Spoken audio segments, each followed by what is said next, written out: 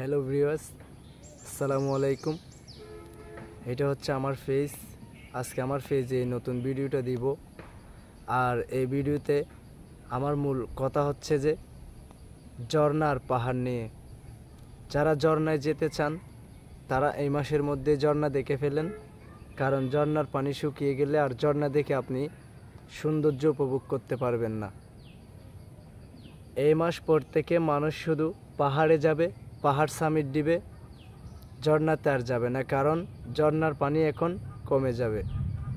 তো যারা ঝর্ণাতে যাবেন অবশ্যই এই ভিডিওতে একটা লাইক আর একটা কমেন্ট করে দিবেন।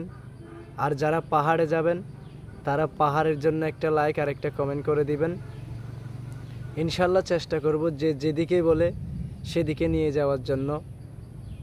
যারা পাহাড়ে যাবেন অবশ্যই এই মাসের মধ্যেই অনেক টিম আলীকদমে, অনেক টিম বৃষ্টি হয়েছে, প্রকৃতি সবুজ হয়ে গেছে। পাহাড়ের উপর উঠলেই আপনি দেখবেন এক চোখে পুরো পৃথিবী সবুজ আর সবুজ। তো আসেন দেখে যান পাহাড়, প্রকৃতির প্রেমে পড়ে যান। যারা পাহাড়ে যাবেন তারা কমেন্টে জানাবেন, আর যারা ঝর্ণা দেখতে যাবেন তারাও কমেন্টে জানাবেন কে কোথায় যাবেন। আসলে আজকে আমার এই ভিডিওটা হচ্ছে পাহাড় প্রেমী আর ঝর্ণা প্রেমীদেরকে নিয়ে। তো বলতেছি সেটা হচ্ছে এখন হচ্ছে যে আপনার ঝর্ণার সিজন শেষ হওয়ার পথে। ঝর্ণাতে মানুষ এখন একটু কম যাবে, পাহাড় একটু বেশি যাবে, কারণ শীত চলে আসছে। শীতের দিনে সবাই পাহাড় ট্রেকিং করবে, পাহাড় জয় করবে। তো যারা পাহাড়ে যাবেন তারাও প্রস্তুতি নেন, আর যারা ঝর্ণা দেখতে আসবেন তারাও প্রস্তুতি নেন। আমার এই ভিডিওটাকে একটা লাইক আর একটা কমেন্ট করে দিবেন। অবশ্যই জানাবেন কমেন্টে কে কোথায় থেকে দেখতেছেন। আমার এটা হচ্ছে যে পাহাড় প্রেমী আর ঝর্ণা প্রেমীদের জন্য ভিডিওটা।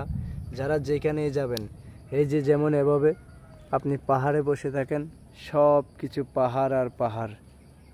এইরকম পাহাড়ের চূড়ায় বসে আপনি প্রকৃতির হাওয়া খাবেন, এখানে এসে প্রকৃতির বাতাস। এই হচ্ছে আমার ভিডিও। সবাই ভালো থাকবেন, সুস্থ থাকবেন। আজকের মতো এই ভিডিওটাই আপনাদেরকে বিনোদনের জন্য দিয়ে গেলাম। আর যারা পাহাড়ে আসবেন, ঝর্ণায় আসবেন অবশ্যই কমেন্টে জানিয়ে দিবেন। সবাই ভালো থাকবেন, সুস্থ থাকবেন। আসসালামু আলাইকুম। বাকি কথা নেক্সট পার্ট।